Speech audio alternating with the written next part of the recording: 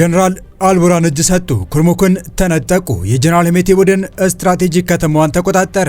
በመጨረሻም ትራምፕ ተንበረከኩ። ፕሬዚዳንቱ ባለ 15 ነጥብ የተኩስ አቁም እቅድ ወደ ኢራን ላኩ። ኢራን ደግሞ አሜሪካ ከራሷ ጋር እየተደራደረች ነው ብላለች። በመካከለኛው ምስራቅ የተጀመረ ጦርነት ሊቆም ይሆን ወይ የሚያስብሉ ጭላንጭሎች እየታዩ ቢሆንም ውጊያው አሁንም ቀጥሏል። የጦርነቱ ዓላማ ግቡን መጥቷል፣ በፈለግነው ሰዓት ጦርነቱን ማቆም እንችላለን ሲሉ የነበሩት ፕሬዚዳንት ትራምፕ ጦርነቱን ለማስቆም ሲከብዳቸው መታየቱ ደግሞ ትልቅ ስጋት የፈጠረ ሆኗል። ኢራን አልበገርም በማለቷ ፕሬዚዳንት ትራምፕ ጦርነቱን በጦርነት ሳይሆን በድርድር ለማቆም የተለያዩ ጥረቶችን እያደረጉ ይገኛሉ። አሁን ደግሞ በፓኪስታን በኩል ለኢራን የ15 ነጥብ የተኩስ አቁም እቅድ ልከዋል። ኢራን ደግሞ እየተደራደርኩ አይደለም፣ አሜሪካ ከራሷ ጋር ነው እየተደራደረች ያለችው ስትል ገልጻለች። ይህም ጦርነቱ ላያባራ ይችላል የሚል ስጋትን አጭሯል። በዝርዝር እንመለከተዋለን። በሌላኛው መረጃችን ደግሞ በኢትዮጵያ ድንበር ተቀስቅሶ ለአራተኛ ቀን የቀጠለው ከባድ ውጊያ የነ ጀነራል ሄሜቲን ቡድን አሸናፊ እንዳደረገ እየተነገረ ይገኛል። አርኤስኤፍ ስትራቴጂክ ከተማዋን ኩርሙክን መቆጣጠሩን ገልጿል። ይህንንም እንመለከተዋለን። ሰላም ውድ የሉዴ ቤተሰቦች እንደምን አላችሁ? ቻናሉን ሰብስክራይብ፣ ላይክ፣ ሼር ያደርጋችሁ እስከ መረጃዎቻችን ፍጻሜ አብራችሁን ቆዩ።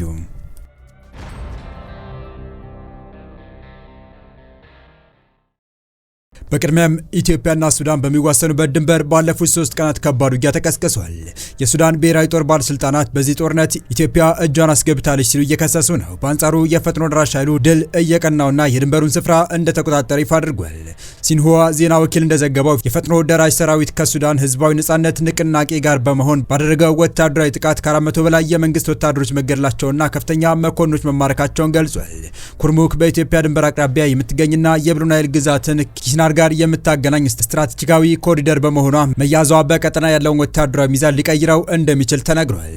የከተማዋ መያዝ የተሰማው የሱዳን ባለስልጣናት ኢትዮጵያ ለፈጥኖ ደራሽ ሰራዊትና ለሱዳን ህዝባዊ ነጻነት ንቅናቄ ሰሜን ጥምር ኃይሎች በከተማዋ ላይ ለሰነዘሩት አዲስ ጥቃት ድጋፍ አድርጋለች በማለት በከሰሱበት ወቅት ነው። የሱዳን መንግስት ባለስልጣናት ኢትዮጵያ አማጽያኑ በግዛቷ በኩል እንዲንቀሳቀሱ በመፍቀድ ትደግፋለች እያሉ በተደጋጋሚ የሚከሱ ሲሆን የጦር ተሽከርካሪዎች ከአሶሳ ተነስተው ወደ ድንበር አካባቢዎች መጓዛቸውን የሱዳን ትሪቡን ዘገባ አመላክቷል። አዲስ አበባ ለዚህ ከዳር ወር 2018 ዓ.ም ጀምሮ ለሚቀርቡ ተደጋጋሚ ክሶች እስካሁን ይፋዊ ምላሽ አልሰጠችም። በኩርሙክ ዙሪያ በተደረገው የሰሞኑ ውጊያ የፈጥኖ ደራሽ ሰራዊትና የሱዳን ህዝባዊ ንቅናቄ ሰሜን ጥምር ኃይሎች ከከተማው 20 ኪሎ ሜትር ርቀት ላይ በምትገኘው ጃሩት አቅራቢያ የሱዳን ጦር ክፍሎችን መለብሳቸውን ጨምረው ሲገልጹ ነበር።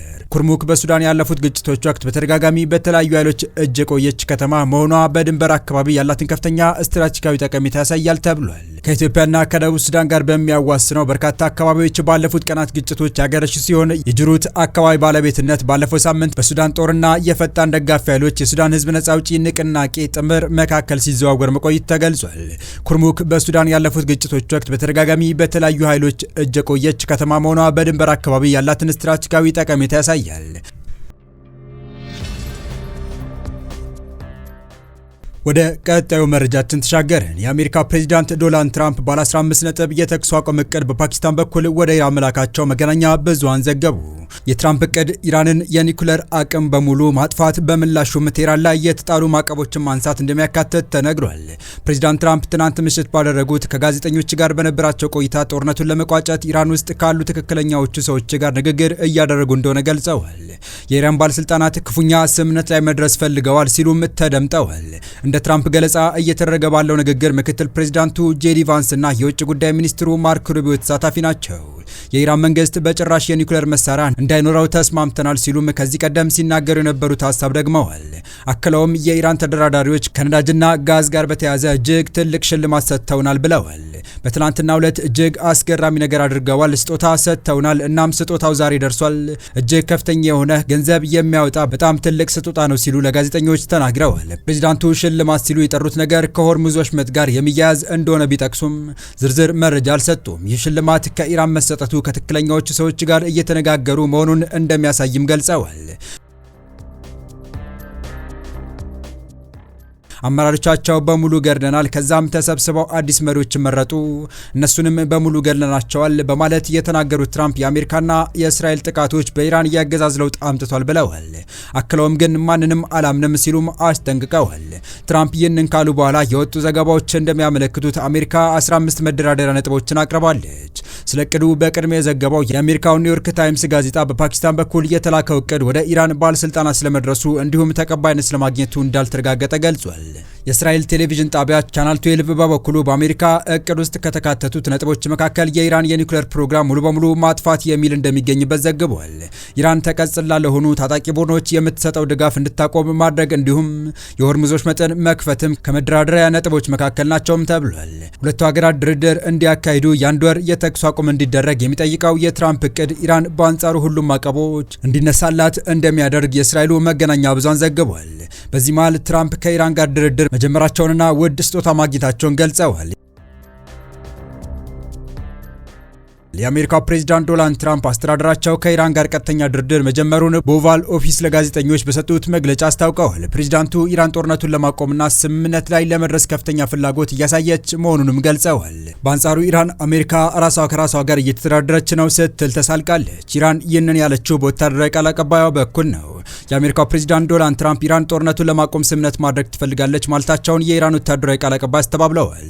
የኢራኑ ወታደራዊ ቃል አቀባይ ኢብራሂም ዙልፋጋሪ ትራምፕ አሜሪካና ኢራን ጦርነቱን ለማቆም ውጤታማ ውይይት እያደረጉ ነው በማለት የሰጡትን መግለጫ አጣጥለውታል። ወታደራዊ ቃል አቀባዩ ለሀገሪቱ ዜና ወኪል ኢርና በሰጡት ቃል አሜሪካ ንግግር እንደተጀመረ በማስመሰል ከራሷ ጋር እየተደራደረች ነው ብለዋል። ለአሜሪካ ባስተላለፉት መልእክት በቀጠና ያለውን መረጋጋት የሚያረጋግጠው የኢራን ጦር መሆኑን እስካልተረዳችሁ ድረስ እንዲሁም ጸረ ኢራን ሀሳብ ከአእምሯችሁ ተጠራርጎ እስካልወጣ ድረስ የነዳጅ ዋጋ ወደ ነበረበት አይመለስም ብለዋል። ቃል አቀባዩ አክሎም የውስጥ ግጭታችሁ ከራሳችሁ ጋር እስከ መደራደር ደርሷል በማለት ተዘባብተዋል። የኢራን ባለስልጣናት ከአሜሪካ ጋር ምንም አይነት ንግግር እየተደረገ እንዳልሆነና የትራምፕ አስተዳደር የሚሰጠው መግለጫ ከእውነት የራቀ መሆኑን እየገለጹ ነው።